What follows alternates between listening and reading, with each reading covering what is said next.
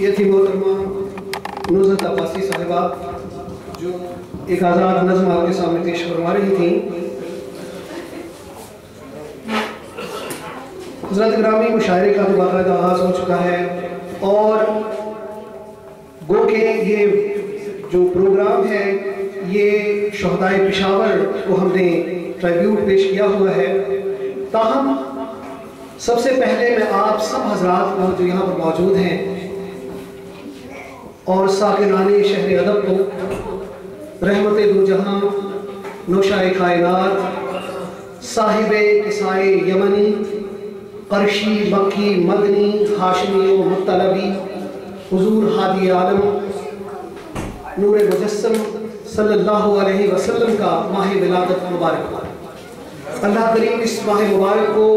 امت مسلمہ کے لیے، پاک و ہند میں رہنے والے مسلمانوں کے لیے اور تمام دنیا کے لیے سراپا رحمت بنا دے، چونکہ حضور رحمت للعالمین ہے۔ دوستو، آج کی محفل پاکستان میں وقوع پذیر ہونے والے ایک ایسے دل خراش واقعے سے متعلق ہے جس میں چند شقی القلب، ضالین اور خارجی المماثل لوگوں نے 150 کے لگ بھگ معصوم اسکول میں آنے والے بچوں کو بے دردی سے موت کے گھاٹ اتار دیا تھا۔ ان کے سروں میں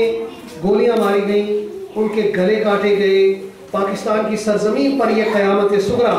16 دسمبر کو برپا ہوئی اور جس نے نہ صرف پاکستان بلکہ دنیا میں بسنے والے ہر درد مند انسان کی آنکھ کو نم کر دیا۔ آج کا پروگرام انہی طفلان علم کو ایک ادبی خراج عقیدت ہے۔ دوستو، ضالین کے گروپ ہماری ہر قوم میں، ہر خطے میں پائے جاتے ہیں۔ اسلام میں یہی گروپ اگر آپ تاریخ کو دیکھیں تو امام حسین کے سامنے کربلا میں موجود تھا، کبھی یہ خارجیوں کے روپ میں سامنے آئے اور آج بھی اپنے اطراف میں دیکھیں تو اپنے مخالف نظریات رکھنے والے لوگوں پر کفر کا لیبل لگا کر ان کو قتل عام میں یہ ذرا بھی ہچکچاتے نہیں، اور جبکہ ہمارا مذہب کسی کا دل تک دکھانے سے منع کرتا ہے اور جس میں زبان اور ہاتھ سے کسی دوسرے بھائی کو ایذا دینے والا حضور صلی اللہ علیہ وسلم سے اپنا ناطہ توڑ لیتا ہے۔ ہماری دعا ہے کہ اللہ کریم ہم سب کو اور پوری دنیا کو ایسے تمام عناصر کے شر سے محفوظ فرمائے۔ دوستو، ناظم مشاعرہ ہونے کے ناطے سب سے پہلی ذمہ داری میری ہے کہ میں اپنے کلام کو آپ کے سامنے پیش کروں، تو صاحبہ کی اجازت سے، جناب مہمان خصوصی کی اجازت سے سب سے پہلے 2 قطعات میں اپنی والدہ کی نظر کرتا ہوں۔ سنیے گا کہ کس قدر حضرت انسان سے محبت ہے اسے، کس قدر حضرت انسان سے محبت ہے اسے، مثل بھی ماں کی محبت کے برابر دی ہے، مثل بھی ماں کی محبت کے برابر دی ہے،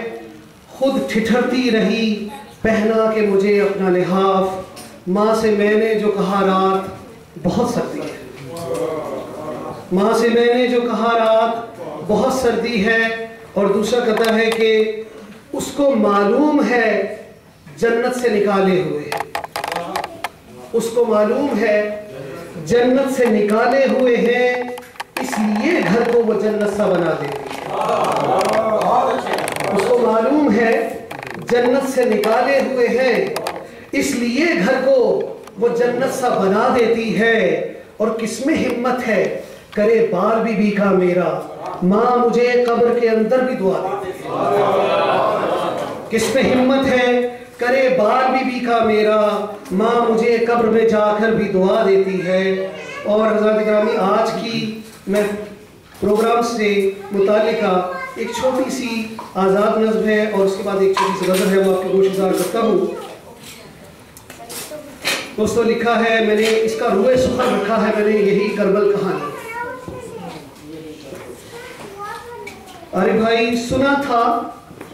آج بھی کچھ لوگ ایسے ہیں، سنا تھا آج بھی کچھ لوگ ایسے ہیں، لبے گستاخ رکھتے ہیں، دریدہ دہن رکھتے ہیں، نہ ہے شرم و حیا کوئی، نہ ہی وہ ہچکچاتے ہیں۔ زمین بھی تو نہیں پھٹتی، زمین بھی تو نہیں پھٹتی، نہ ٹوٹے آسماں کوئی کہ جب گستاخ کہتے ہیں کہ کربل نام کا کوئی نہیں ہے واقعہ ہرگز، کہ کربل نام کا کوئی نہیں ہے واقعہ ہرگز، محض افسانہ ہے یہ ایک بنائی داستان ہے۔ کبھی کہتے ہیں بتلاؤ بھلا یہ کیسے ممکن ہے، نبی کے نام لیوا ہوں مگر معصوم بچوں کو رکھیں پیاسا نہ پانی دیں، نبی زادوں کو بے دردی سے ماریں خون سے کھیلیں، بھلا یہ کیسے ممکن ہے؟ یہ کربل تو ہے افسانہ، کہاں اس کی حقیقت ہے؟ مگر میں ان سے کہتا ہوں چلو 14 صدی چھوڑو، ابھی کل کا ہی قصہ ہے، ابھی کل کی حقیقت ہے۔ نہیں دیکھا جو ہرمل کو، پشاور میں تمہیں ایسے کئی ہرمل دکھاتا، ابھی کل کا ہی قصہ ہے، ابھی کل کی حقیقت ہے۔ نہیں دیکھا جو ہرمل کو، پشاور میں تمہیں ایسے کئی ہرمل دکھاتا ہوں، وہ لے کے تیرے گن صورت، وہ لے کے تیرے گن صورت، طبیعت کے شقی سارے نکل آئے ہیں وہ پھر سے لگا تکبیر کے نعرے، ملا جو بھی پیاسا علم کا باصورت اصغر، گلا کاٹا گیا اس کا جدا سرکوں کی آتن سے، لہو قطرے نکلنے کا وہی پرانا وہی نظارہ، لہو قطرے نکلنے کا پرانا وہی نظارہ، انہیں تو دیکھنا ہے بس کہ یہ عادت یزیدی ہے، یہی عادت تھی آبا کی سو عادت خاندانی ہے، انہیں تو دیکھنا ہے بس کہ یہ عادت یزیدی ہے، یہی عادت تھی آبا کی سو عادت خاندانی ہے، ہوئے داخل جہاں پر نصب تھا ایک خیمہ اقرا، ہوئے داخل جہاں پر نصب تھا ایک خیمہ اقرا، جہاں پہنچے کئی اصغر کئی قاسم کئی اکبر، جہاں پہنچے کئی اصغر کئی قاسم کئی اکبر، وہاں پر گھات میں بیٹھے شقی کچھ کھیل کے رسیاں، چلائے تیر گن صورت، رقم کر دی کہانی وہ جسے تم نے ہمیشہ ہی فسانہ کہہ کے چھوڑا۔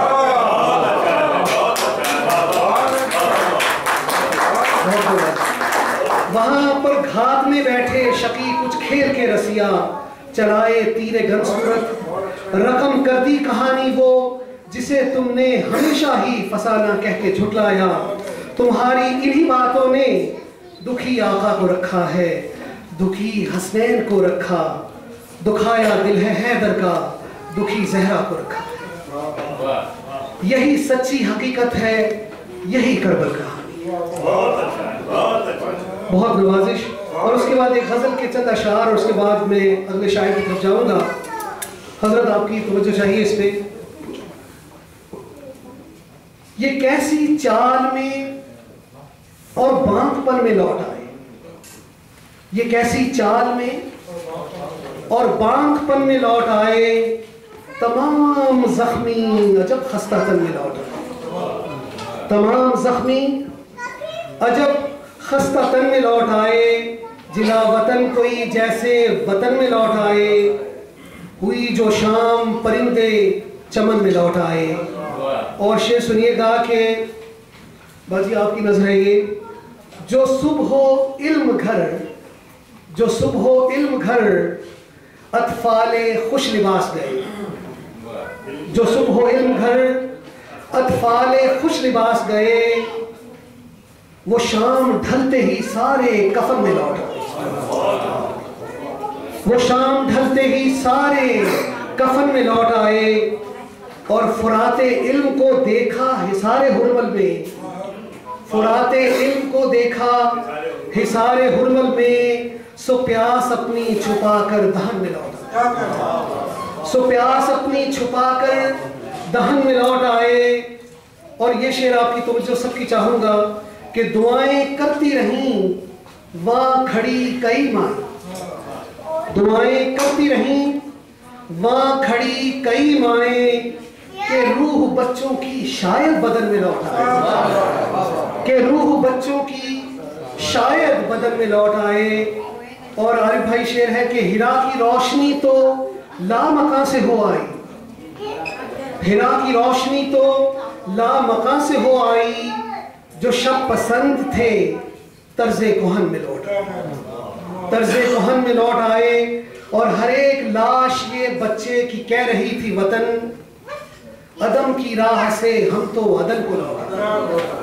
عدم کی راہ سے ہم تو عدن کو لوٹ آئے۔ اور آخری شعر ہے،